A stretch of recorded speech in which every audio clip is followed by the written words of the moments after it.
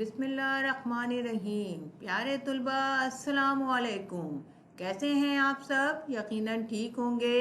محنت سے پڑھیں، گھر پہ رہیے۔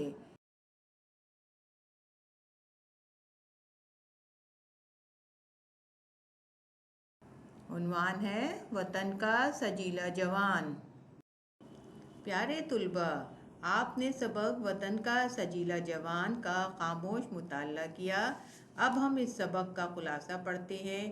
جیسا کہ آپ کو معلوم ہے، یہ سبق میجر شبیر جان شہید کے بارے میں ہے۔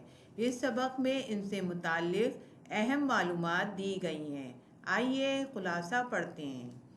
خلاصہ: میجر شبیر جان 28 اپریل 1943 میں کنجا میں میجر محمد شریف کے ہاں پیدا ہوئے۔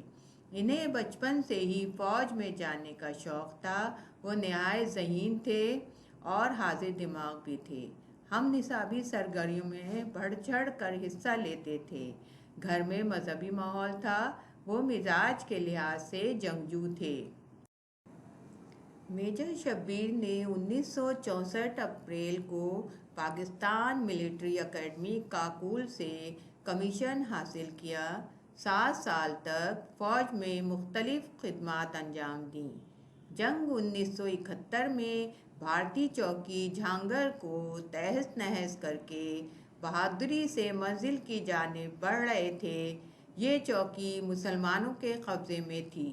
میجر نے دشمن کے حملوں کا زور دیکھا تو ایک توپچی کی جگہ سنبھالی اور دشمن کے کئی ٹینکوں کے پرخچے اڑا دیے کہ اچانک ایک گولہ انہیں لگا اور وہ وہیں شہید ہو گئے۔ میجر نے بہادری کی اعلیٰ مثال قائم کی۔ انہیں نشان حیدر کا اعزاز دیا گیا۔ پیارے طلبہ، آپ پہلے بھی کئی اسباق میں سلیس اردو کر چکے ہیں۔ آج بھی یہ پیراگراف دے رہی ہوں، اس کی سلیس اردو کیجیے۔ مشقی سوالات: میجر شبیر شہید کب اور کہاں پیدا ہوئے؟ میجر شبیر شہید بچپن میں فوج میں جانے کے آرزومند کیوں تھے؟